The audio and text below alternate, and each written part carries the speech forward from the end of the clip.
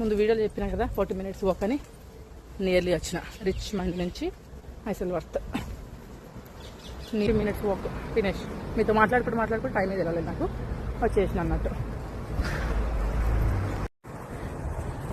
నేను ఏదైనా విషయం ఉంటే నాకు మాట్లాడాలి, మీతోనే షేర్ చేయాలని అనిపిస్తుంటుంది. మా ఆయన వీడియోలు చూసిన తర్వాత ఏమంటారు, ఏంటా ఫోన్ పెట్టుకొని ఒకటి కాకిరి బిగిరి వరుతున్నాం అని అంటాడు.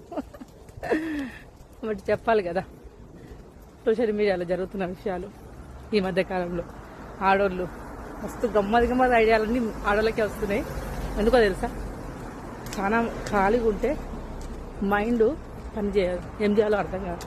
అర్థమైందా? ఎప్పుడు మనుషులు బిజీగా ఉంటేనే బాగుంటుంది. ఖాళీగా ఉండి సైకోలు అవుతున్నారు ఈ కాలంలో. నిజంగా వెంకటోళ్ళు ఏం జాబులు చేసారు అంటే, వెంకటోళ్ళు కూలి పనులు చేసారు, కూలికి పోయారు. హస్బెండ్తో పాటు వైఫ్లు కూడా కూలి పనులు చేసుకుంటా బిజీగా ఉన్నారు. సో అంత తక్కువ అవేర్నెస్ ఉంది వాళ్ళకి. ఇప్పుడు ఫోన్లు ఉన్నాయి, ఒకటి తలకాయ నొప్పి ఫోన్లు, దాంతో ఖాళీగా ఉన్నాం.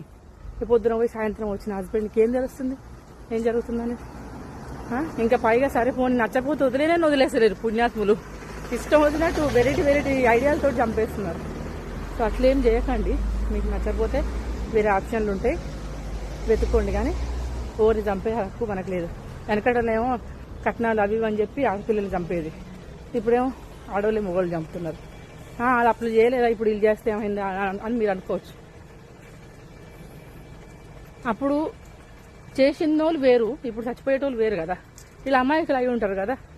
అన్యం పుణ్యం తెలియని వాళ్ళ మీద మన రివెంజ్ చేసుకోవాలని ఏముంటుంది చెప్పండి. మంచి వాళ్ళు ఉంటారు, కొంతమంది సైలెంట్ ఉండుంటారు, అమాయకులు కూడా ఉండుంటారు. మీ రాక్షసత్వానికి ఎవరిని బలి చేయాలని ఎందుకు అనుకుంటున్నారు అట్లా?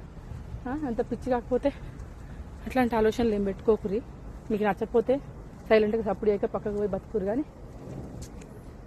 సంపుడు సావడాలు ఏం చేయకురి ప్లీజ్.